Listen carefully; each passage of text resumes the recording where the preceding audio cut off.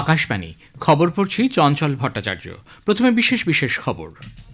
প্রধানমন্ত্রী আজ ভুবনেশ্বরে জনতা ময়দানে অষ্টাদশ প্রবাসী ভারতীয় দিবস সম্মেলনের আনুষ্ঠানিক উদ্বোধন করবেন। কেন্দ্রীয় কৃষিমন্ত্রী বাজেটের আগে বিভিন্ন বিষয় নিয়ে আলোচনা করতে কেন্দ্রীয় অর্থমন্ত্রীর সঙ্গে বৈঠক করেছেন। অন্ধ্রপ্রদেশের তিরুপতি মন্দিরের বৈকুণ্ঠ একাদশীর দর্শনামে যোগ দেওয়ার জন্য টোকেন সংগ্রহ করতে গিয়ে 6 জনের পদপিষ্ট হয়ে মৃত্যু হয়েছে। তথ্য ও সম্প্রচার মন্ত্রী মহাকুম্ভ 2025কে উৎসর্গ করে আকাশবাণী এবং দূরদর্শনের বিশেষ সঙ্গীত প্রকাশ করেছেন। কুয়ালালামপুরে মালয়েশিয়া ব্যাডমিন্টন ওপেনের এইচ.এস. প্রণয় এবং মালবিকা বানসোদ তাদের প্রথম ব্যক্তিগত ম্যাচ জিতে প্রি কোয়ার্টার ফাইনালে উঠেছেন। আসছি বিস্তারিত খবরে। প্রধানমন্ত্রী নরেন্দ্র মোদী আজ ভুবনেশ্বরের জনতা ময়দানে অষ্টাদশ প্রবাসী ভারতীয় দিবস সম্মেলনের আনুষ্ঠানিক উদ্বোধন করবেন। গতকালই তিনি ভুবনেশ্বর গিয়ে পৌঁছান। এই সম্মেলন আগামীকাল পর্যন্ত চলবে। কেন্দ্রীয় সরকার এবং ওড়িশা সরকার যৌথভাবে এর আয়োজন করেছে। এখানে 50টিরও বেশি দেশ থেকে প্রবাসী ভারতীয়রা যোগদান করছেন। এবারের সম্মেলনের মূল ভাবনা উন্নত ভারতের জন্য ভারতীয় বংশোদ্ভূতদের অবদান। রাষ্ট্রপতি দ্রৌপদী মুর্মু আজ সন্ধ্যায় ভুবনেশ্বরে পৌঁছাবেন।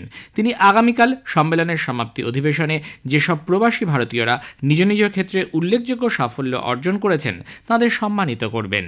আকাশবাণী দিল্লি উদ্বোধনী অনুষ্ঠানের সরাসরি সম্প্রচার করবে। সকাল 9:55 থেকে এই সম্প্রচার Indraprastha, FM gold, Akashvani live news 24x7 এবং ইউটিউব চ্যানেল আকাশবাণী AIR সম্প্রচারিত হবে। রাষ্ট্রপতি দ্রৌপদী মুর্মু আজ মেঘালয় ও ওড়িশা সফরে যাচ্ছেন। মেঘালয়ের উমিয়ামে উত্তর পূর্ব পার্বত্য অঞ্চলের জন্য ICAR গবেষণা কমপ্লেক্সের সুবর্ণ জয়ন্তী উদযাপনে অংশ নেবেন তিনি। প্রধানমন্ত্রী নরেন্দ্র মোদী অন্ধ্রপ্রদেশের বিশাখাপত্তনমে 2 লক্ষ কোটি টাকার একাধিক প্রকল্পের উদ্বোধন ও শিলান্যাস করেছেন।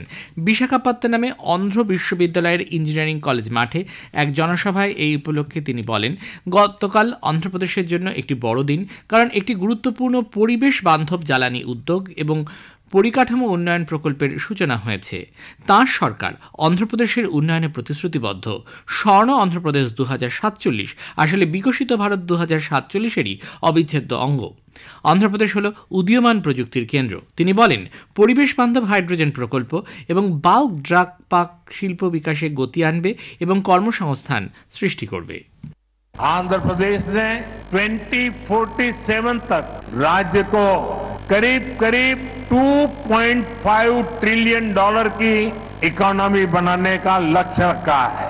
इस विजन को साकार करने के लिए चंद्रबाबू गारू की सरकार ने स्वर्ण आंध्र एट 2047 की पहल की है। इसमें केंद्र की NDA सरकार भी आंध्र प्रदेश के हर लक्ष्य के साथ कंधे से कंधा मिलाकर चल रही है।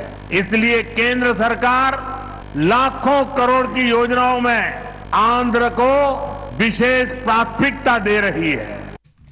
প্রধানমন্ত্রী বলেন, কৃষ্ণপত্তনম ইন্ডাস্ট্রিয়াল পার্ক হাজার হাজার কোটি টাকা বিনিয়োগ আনবে, অন্ধ্রপ্রদেশের রায়লসীমা অঞ্চলের উন্নয়নকে নিশ্চিত করবে। বিশাখাপত্তনমে দক্ষিণ উপকূল রেলওয়ে জোনের সদর দফতরের শিলান্যাসের মাধ্যমে সে রাজ্যের রেলওয়ে জোনের দীর্ঘদিনের স্বপ্ন বাস্তবায়িত হয়েছে বলে প্রধানমন্ত্রী সন্তোষ প্রকাশ করেছেন। জাতীয় গ্রিন হাইড্রোজেন মিশনের আওতায় বিশাখাপত্তনমের কাছে পুদিমা ডাকাতে তিনি NTPC গ্রিন এনার্জি লিমিটেডের অত্যাধুনিক গ্রিন হাইড্রোজেন হাব প্রকল্পের শিলান্যাস করেন। প্রধানমন্ত্রী 3044 কোটি টাকা মূল্যের 7টি সড়ক প্রকল্প এবং 5718 কোটি টাকা মূল্যের রায়লসীমা অঞ্চলের 3টি রেল লাইন জাতির উদ্দেশ্যে উৎসর্গ করেছেন। এর আগে শ্রী মোদী অন্ধ্রপ্রদেশের মুখ্যমন্ত্রী N. চন্দ্রবাবু নাইডু এবং উপমুখ্যমন্ত্রী K. পাবন কল্যাণের সঙ্গে একটি রোড শোয়ে যোগ দেন। কেন্দ্রীয় কৃষি ও কৃষক কল্যাণ মন্ত্রী শিবরাজ সিং চৌহান বাজেটের আগে বিভিন্ন বিষয় নিয়ে আলোচনা করতে গতকাল নতুন দিল্লিতে কেন্দ্রীয় অর্থমন্ত্রী নির্মলা সীতারামনের সঙ্গে বৈঠক করেন। বৈঠকে কৃষি, গ্রামোন্নয়ন, ভারতীয় কৃষি গবেষণা সংস্থা ICAR এবং ভূমি সম্পদ দপ্তরের বাজেট নিয়ে আলোচনা হয়েছে। শ্রী চৌহান এর আগে কৃষক, উন্নত কৃষিকাজের সঙ্গে যারা যুক্ত সেই সব পেশাদার ব্যক্তিত্ব এবং গ্রামোন্নয়ন পরিকল্পনাকারীদের সঙ্গে বৈঠক করেছেন। গতকালের বৈঠকে সেই বৈঠকগুলির আলোচ্য বিষয়সূচিও স্থান পেয়েছে। প্রতিরক্ষামন্ত্রী রাজনাথ সিং এবং মালদ্বীপের প্রতিরক্ষামন্ত্রী মোহাম্মদ ঘাসান মামুন নতুন দিল্লিতে দ্বিপাক্ষিক আলোচনায় অংশ নেন। আলোচনায় প্রতিরক্ষা ও নিরাপত্তা সংক্রান্ত দ্বিপাক্ষিক সহযোগিতার বিভিন্ন দিক নিয়ে পর্যালোচনা করা হয়। ভারত মালদ্বীপ সর্বাঙ্গীন অর্থনৈতিক ও সামুদ্রিক নিরাপত্তা সংক্রান্ত অংশীদারিত্বকে বাস্তবায়নের জন্য দুটি দেশই একযোগে কাজ করতে অঙ্গীকার ব্যক্ত করেছে। প্রতিরক্ষা ক্ষেত্রে মালদ্বীপের ক্ষমতা বৃদ্ধি এবং নতুন দিল্লির প্রতিবেশী প্রথম নীতি এবং ওই অঞ্চলের নিরাপত্তা ও উন্নয়নের জন্য সাগর পরিকল্পনা অনুযায়ী বিভিন্ন প্রকল্পের বাস্তবায়নে ভারত সব ধরনের সহায়তা করবে বলে রাজনাথ সিং জানিয়েছেন।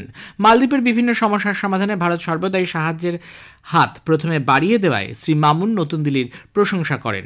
মালেতে আধুনিক পরিকাঠামো নির্মাণ এবং প্রতিরক্ষা ও নিরাপত্তা কর্মীদের বিভিন্ন ধরনের প্রশিক্ষণে নতুন দিল্লির সহায়তার জন্য তিনি সংশ্লিষ্ট সকলকে ধন্যবাদ জানিয়েছেন। মালদ্বীপের অনুরোধক্রমে ভারত সেদেশকে কিছু প্রতিরক্ষা সরঞ্জাম হস্তান্তর করেছে। এ খবর প্রচারিত হচ্ছে আকাশবাণী থেকে।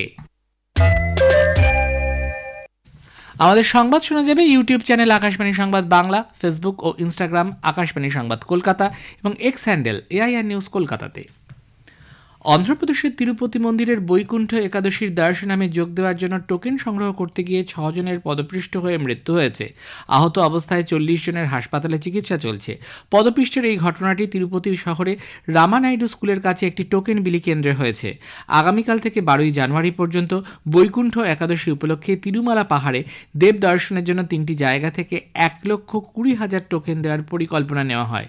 তিরুমালা তিরুপতি দেবস্থাপন TDT এর জন্য মোট 94টি কাউন্টারের ব্যবস্থা করেছে। প্রধানমন্ত্রী নরেন্দ্র মোদী পদপিষ্ট হয়ে প্রাণহানির খবরে গভীর শোক ব্যক্ত করেছেন। তিনি স্বজনহারা পরিবারগুলিকে সমবেদনা জানিয়েছেন। আহতদের দ্রুত আরোগ্য কামনা করেন তিনি। সামাজিক মাধ্যমে এক বার্তায় প্রধানমন্ত্রী রাজ্য সরকারকে সম্ভাব্য সব ধরনের সহায়তার আশ্বাস দিয়েছেন। অন্ধ্রপ্রদেশের মুখ্যমন্ত্রী এন চন্দ্রবাবু নাইডু পদপিষ্টের ঘটনায় শোক প্রকাশ করেছেন।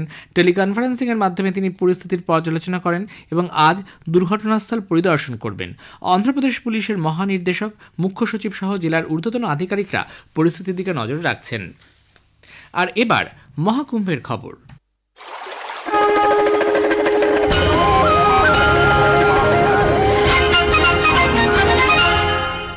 তথ্য সম্প্রচার মন্ত্রী অশ্বিনী বৈষ্ণব মহাকুম্ভ 2025কে উৎসর্গ করে আকাশবাণী এবং দূরদর্শনের বিশেষ গান প্রকাশ করেছেন। প্রয়াগরাজে শীতের সকালে মহাকুম্ভ নগরে কেন্দ্রীয় হাসপাতালে তীর্থযাত্রীদের সুরেলা মন্ত্র বাতাসকে ভরিয়ে দিয়েছিল। जय महाकुंभ, जय महाकुंभ।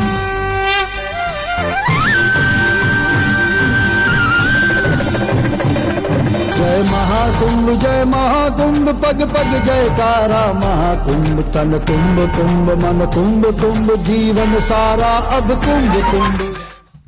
অনুষ্ঠানে উপস্থিত ছিলেন প্রসার ভারতীর চেয়ারম্যান নবনীত কুমার সেহগল, প্রসার ভারতীর মুখ্য কার্যনির্বাহী আধিকারিক গৌরব দ্বিবেদী, আকাশবাণীর ডিজি প্রজ্ঞা পালিয়াল গৌড় এবং দূরদর্শনের ডিজি কাঞ্চন প্রসাদ। নতুন দিল্লিতে এক দেশ এক নির্বাচন সংক্রান্ত দুটি বিল নিয়ে যৌথ সংসদীয় কমিটি জেপিসির প্রথম বৈঠক গতকাল অনুষ্ঠিত হয়েছে। এই বিল দুটি হল সংবিধানের 129তম সংশোধনী বিল 2024 এবং কেন্দ্রশাসিত অঞ্চল সংশোধনী বিল 2024। বৈঠক শুরুর আগে কমিটির চেয়ারপারসন বিজেপি সাংসদ পিপি চৌধুরী সাংবাদিকদের বলেন, আইন বিশেষজ্ঞ, নাগরিক সমাজের সদস্য, বিচার বিভাগ, রাজনৈতিক দলসহ সংশ্লিষ্ট সকল পক্ষের সঙ্গে কথা শুনে কমিটি তার প্রতিবেদন তৈরি করবে। সব সদস্যের মতামত নিয়ে কমিটি পরবর্তী কার্যক্রমের বিষয়ে সিদ্ধান্ত নেবে। বৈঠকে আইন ও বিচার মন্ত্রণালয়ের প্রতিনিধিরা প্রস্তাবিত আইনের ধারা সম্পর্কে সদস্যদেরকে অবহিত করেন। উল্লেখ্য, 39 সদস্যের এই কমিটিতে লোকসভার 27 জন এবং রাজ্যসভার 12 জন সদস্য রয়েছেন।